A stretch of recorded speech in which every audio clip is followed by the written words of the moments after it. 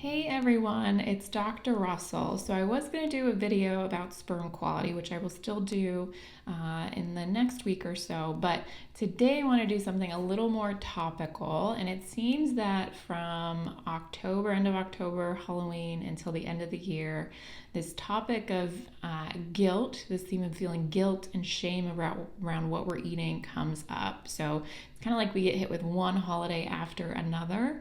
And with Thanksgiving coming up next week at the time of this video, I wanted to kind of touch on this a bit because it has seemed to be coming up in more and more sessions with my patients. And that being said, obviously people can feel these emotions during any time of the year. It just does seem like it's more frequent around this holiday season. Again, from Halloween all the way through, we just kind of got back to back to back. So I wanted to kind of talk about some ways to think about food a little differently and to realize how those emotions of guilt and shame are really affecting you from a physiological level. So the first thing to kind of to think through is that food, it definitely is physically nourishing. As we know, we need carbs and proteins and fats to function and live healthfully. But at the same time, it goes beyond that. So there is a social nourishment if you're eating as a family or with friends. There is an emotional nourishment, especially right now in a pandemic, as we all know. Comfort food can have a place in kind of nourishing your soul or your emotions.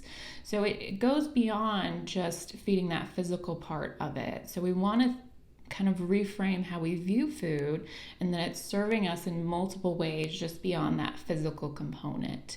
So I think a lot of where these feelings of guilt come in is that we're not recognizing and acknowledging those other kinds of nourishment that food's providing, and we're getting so wrapped up in, well, I have to eat perfectly, I have to eat well because I need this physical nourishment, and not, you know what, it's been a hard week, my kids are going crazy, my dog's sick, my work is insane, we're in a pandemic, there was an election, you name it.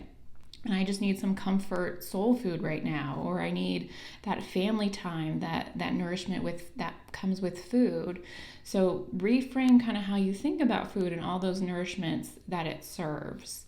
The other thing to think about is that feelings of guilt and shame, which I know can be ingrained in us from a very early age, actually do release some of those stress hormones and cortisol. There's some studies that show that feelings of guilt and shame release up to 30% more cortisol than someone who's not having those feelings. So that's pretty significant. And we know cortisol affects blood sugar and insulin levels. So I wanted to try to see if we can today talk about a practice or a way to just interrupt those feelings or kind of stop them in their tracks.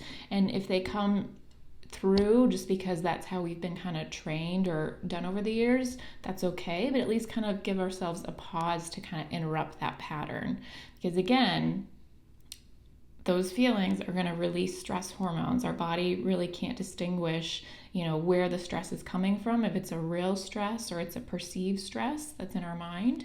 So I want to do a little exercise with you and kind of go through how to just take a pause and then kind of eat more mindfully. Because what I say to people is, no one ever is going to eat perfect 100% of the time. I'm sure you've all been through it. You eat really well and then something happens and you just, go off the deep end, so to speak, and then you carb out or eat all the sugar that's in the house, kind of this yo-yo effect. So what's more sustainable is to eat well most of the time. And then when you do have treats or things that are, sweeter or not as healthy, to really enjoy that and have more of those good feelings come with it and make it more enjoyable instead of feeling guilt and shame around just having a small little piece of whatever.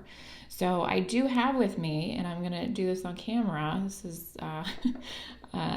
not normal, I would say, for someone in my field, but I'm going to eat a piece of candy. So this is leftover Halloween candy. So I'm going to walk through a way, just an exercise you can do with yourself to kind of interrupt that cycle and see if we can cultivate more of those good emotions around it.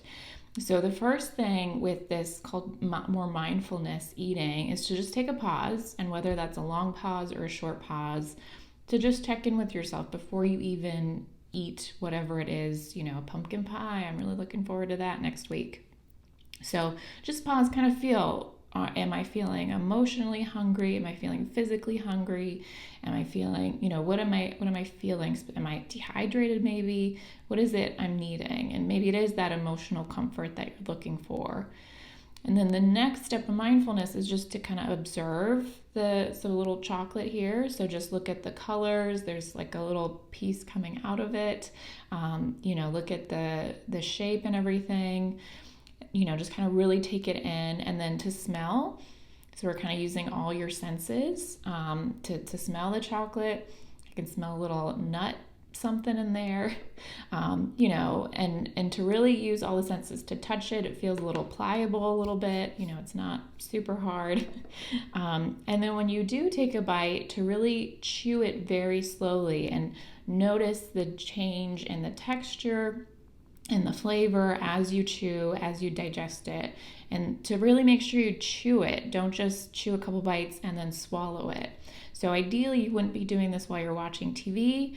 This would be something that you would do maybe on a commercial break where you can really pay attention, but the point is to be mindful about it. So I did all my observing, smelling. I'm gonna chew. So I added part of that out of the video because I don't need you to watch me chewing for a minute. But notice the changes. There was a little saltiness to it as it kind of opened up. Then it got a little less crunchy. There's some nut pieces in there. So really enjoying that and kind of savoring that moment. And then if you felt like you wanted to eat more, just again, do the same exercise and pause. But the key here is to interrupt, or at least pause, to give yourself a moment to enjoy that. And that was really tasty. And, how it reminds me of Halloween as a kid, or, my grandmother used to like this candy, or whatever it is, to kind of bring up those happy, positive feelings instead of immediately going to beating yourself up of, oh, I shouldn't have had that, or I shouldn't have eaten that. So hopefully this is a helpful way to kind of get you through the holidays. Again, nobody's perfect. As you saw, I just ate a piece of candy in front of you because even I try to eat well, and then obviously there's times where I want to enjoy something because we're human and we're meant to enjoy enjoyable things like baked goods and chocolate every once in a while. So please share with me your experience. How does that mindfulness go with you? Something you can do with your kids and just have kind of teach them what to do, make it fun. You can pick different foods to try.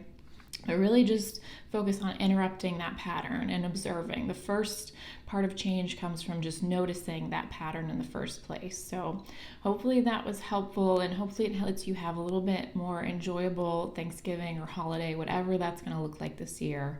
And I will see you all in a couple weeks after Thanksgiving. So I'll be back in December, I guess. So wishing everyone a wonderful Thanksgiving and a safe Thanksgiving.